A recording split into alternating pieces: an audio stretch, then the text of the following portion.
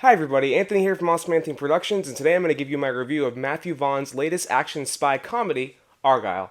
But before we get started, you know exactly what to do. At the end of the video, if you liked it, if I've earned it, please make sure to leave a like, subscribe, and ring that bell so you never miss any of my new reviews. Now let's get into it. Argylle stars Bryce Dallas Howard as Ellie Conway, a reclusive, lonely, anxiety-ridden cat lady who is also the author of a series of popular spy novels about a spy named Argylle, who, by the way, is played in brief scenes by Henry Cavill. I certainly hope you dance as well as you dress.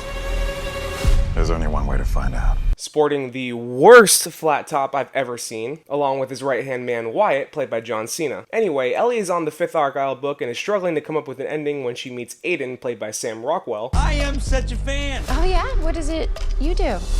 Espionage. An international spy who tells her that she's being hunted down because what she's written in the Argylle books is paralleling real-world, real-life spy events, leading her to be hunted by a shadowy organization led by director Ritter, played by Bryan Cranston. So Ellie and Aiden go on the run, trying to write an ending to her new book while also trying to solve this mystery that she apparently started. Oh, and they're also joined by her horrifically CGI cat, Alfie. I was pretty excited for this movie, I'm not gonna lie. I've been a huge fan of Matthew Vaughn's filmography for years, from the irreverent, over-the-top adaptation of the Kick-Ass graphic novel and his franchise-redeeming prequel X-Men First Class, to his delightfully classy yet action-packed Kingsman movies. But Argylle is just a mess. There's some good here, but there is a ton of bad. This is not good! So much that I could be here all day discussing where this movie went wrong. But I want to keep this bitch under 10 minutes, so let's get the good out of the way first. The cast here is great, with a laundry list of strong actors that can make even the worst material not too bad. Bryce Dallas Howard is good enough here as our lead as Ellie, even though I think that the movie plays up her anxious, panicky, whiny nature a little bit too much in the first half to where she gets a little annoying and it's hard to root for her. I'm in some really big trouble, Mom. Oh, so now you're experimenting with drugs. But she's a seasoned actress and she does what she can to make this character work. And she even has a few cherry-picked, small emotional moments that kind of worked for me. However, there is one aspect of her character development that didn't work for me at all. And I'm going to try my best to find a non-spoiler way to discuss it later. Bryan Cranston is always great and he's no different here. The issue here is with the writing, because the writing doesn't really let him be a scary, normal villain. It kind of gets rid of all the nuance and just makes him another mustache twirler, which isn't really that effective. Yeah. I also enjoyed Henry Cavill's brief role as a fictionalized spy Argylle, regardless of that stupid Schwarzenegger haircut. You're one ugly motherfucker. He brings a ton of charm and charisma into this spy role, bringing in aspects of James Bond, Harry Hart from the Kingsman movies, and even his spy role from the criminally underseen and underrated Man from U.N.C.L.E. movie, while still making it his own. John Cena does a pretty good job as his right man too, but it's kinda hard to not see him as anything other than just John Cena. And his name is John Cena! Though he's definitely proven himself as an actor with pretty good comedic chops in the last decade. Catherine O'Hara is another side character seen in the trailers playing Ellie's mother. She does a fine enough job for what she has. Though she's not really fleshed out at all, she uses her natural comedic talents to good effect in this movie. And she got a chuckle or two out of me. Samuel L. Jackson is here too, and doing what, you might ask? Not a damn thing. I don't remember asking you a damn thing. He shows up over halfway through, has a conversation with our leads, and then sits around watching basketball.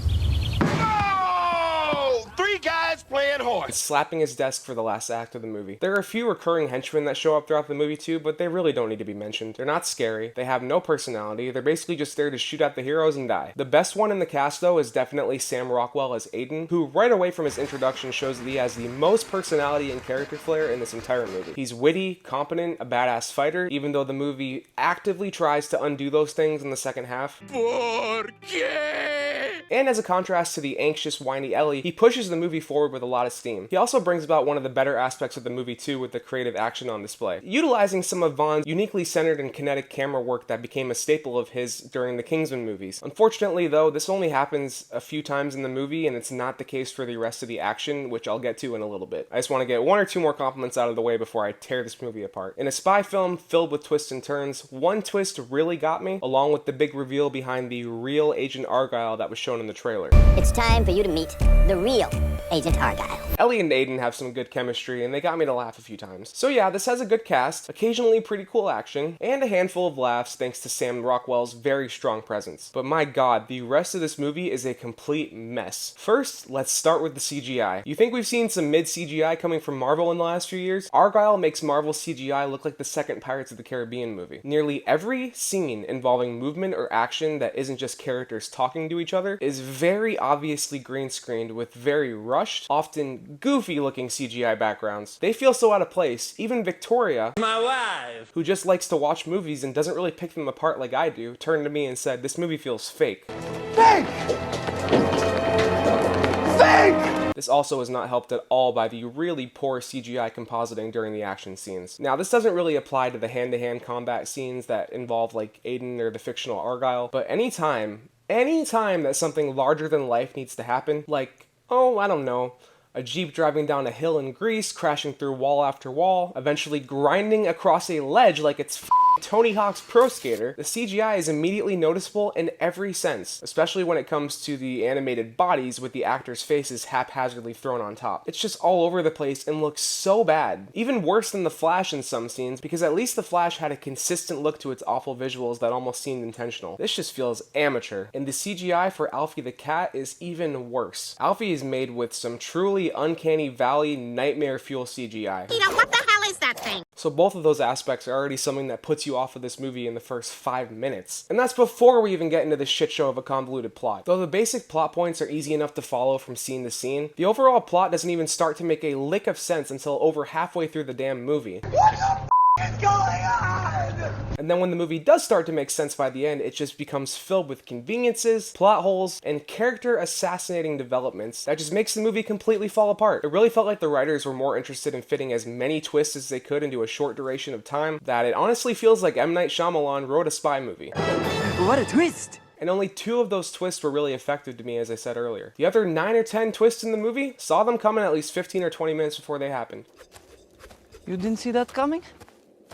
And I mentioned character assassinations earlier, and man, does one character really do a 180 later in the film. I'm not going to spoil it, but after getting used to a character and kind of growing attached to them, to see them completely flip a switch and suddenly embody several different, very annoying modern Hollywood tropes that I am so very tired of, it was just infuriating. And that ending and mid-credit scene, that shit left Victoria and I the most confused we've ever been walking out of a movie theater. And we saw Tenet in IMAX when you couldn't understand half of the dialogue. Overall, though, it has some strong action, a few laughs, a charismatic co-lead with Sam Rockwell who is carrying this movie on his shoulders, and a great cast. This is ultimately a completely inconsistent mess with awful CGI, a confusing and convoluted plot with way too many twists, and some character assassinations that were very annoying. The best thing that we could say about it walking out was that it was fun bad, and we laughed our way throughout most of this movie. And that's my review of Argylle. Thank you so much for watching. If you like this review, you know exactly what to do. I said it in the beginning. Please leave a like, subscribe, and ring that bell so you never miss any of my new content. While you're at it, you can scroll down to the description, find the links to my socials, leave a comment, let me know if you saw the movie and what you thought. And if you want more of my content, you can click or tap on these cards right here. They'll take you to my review of ISS, or just over to my channel where you can check out my reviews, my shorts, and my old shit.